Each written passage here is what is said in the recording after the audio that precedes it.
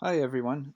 So I've created a tool that will allow anybody to do simple simulations of a SIR model, or susceptible infected recovered model, that will give a visualization to why we need social distancing and what it means to flatten the curve.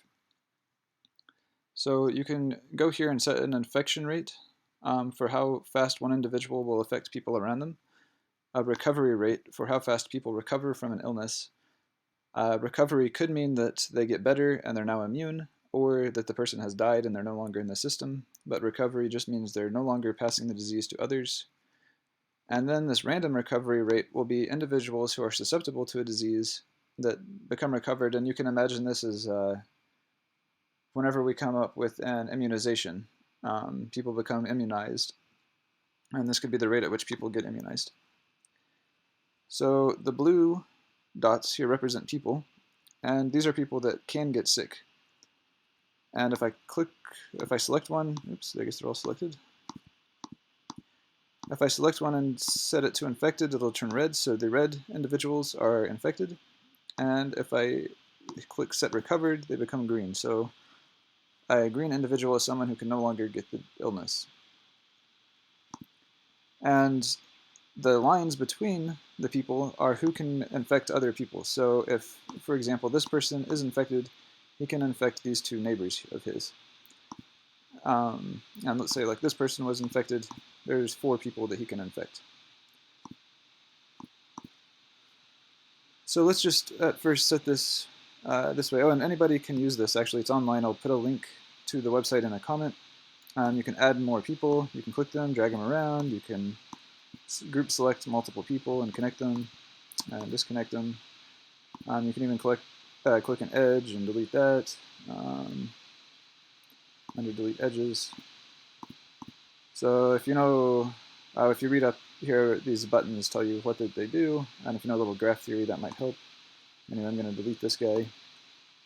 And so let's go ahead and run this. So press start to run. I will say that for some reason when I load it up, I have to hit run and then stop it and then run it again before it works. I don't know why that's happening. Probably something to do with the way the web page is loading. But anyway, let's run and see what happens whenever this disease spreads through this graph. So you see that people are starting to get infected. This guy's healed. They're infecting more and more of the population. And then we've got this graph over here, what's happening over time. So at any vertical slice, you can see how many were susceptible, how many were infected, and how many recovered. And this peak here would be the, well, that's the curve that we're wanting to flatten. So the red graph is the number of infected people, and we don't want to have a large number of infected people. So let's try to run that again. I'm going to stop it and select everyone and make them all susceptible. Except I didn't get this guy. Let's go ahead and make him the infected individual this time. And let's run it again and see what happens. So it's random, and sometimes the curve will be higher, sometimes it will be lower. This time you can see it was a flatter curve, and that's just by chance. So people were infected a bit slower. Now the graph right now is showing what we would say is social distancing, and there's no immunizations. So this is kind of what we're aiming for right now. Well, I mean, of course, we want immunizations, but we don't have one yet. Let's fully connect the graph. So I'm going to click this button which says fully connect, and that means, oh, I have to stop running it. No, it's fully connect. That means anyone can get anyone else sick, so everybody's touching everybody else. And let's see what happens in this case, which would be a case like we are not socially distancing ourselves. So we're all going out, everyone's going to possibly infect everyone else. We still have this one infected individual, and whenever we were socially distancing ourselves, we had a flatter curve. Let's see what happens if I run this. You see that it spreads like crazy. And that the curve just shoots up, and then that's just waiting for people to get better from the illness. So this is a small number of individuals, of course, compared to like the entire Earth, and we're not all interacting with each other across the globe quite like this, because this is everybody can get everyone infected.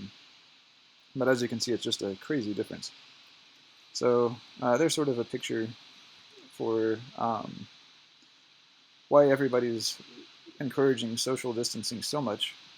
And I know that it's probably intuitive to most people, but if you want to explain it to kids, or if you want to mess around with this yourself and just make your own graphs and see how things differ by how well things are connected.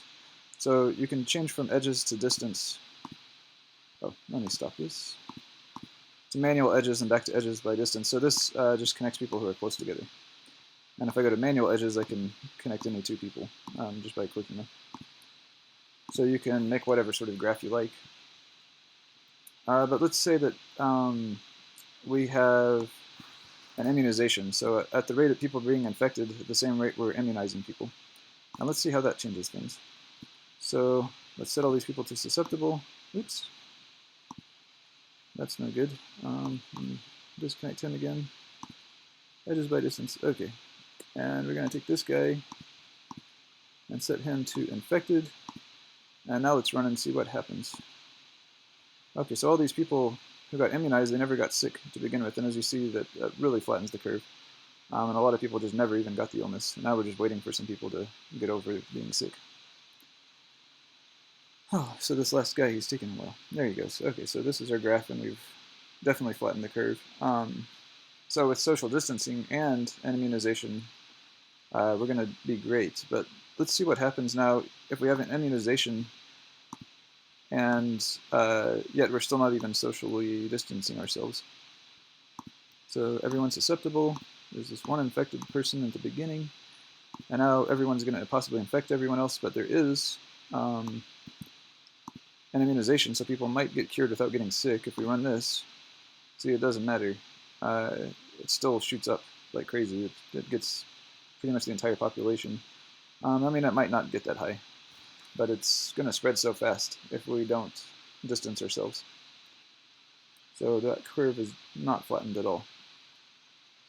We can run it over and over again, and you can see just by chance there's almost no chance that it's into infected, not recovered. And run. So that curve's not going to be flattened at all. So there's a tool you can play with. You can set different infection and recovery rates and immunization rates and different connectivities if you just change the graph. And hopefully that picture helps somebody and somebody enjoys this.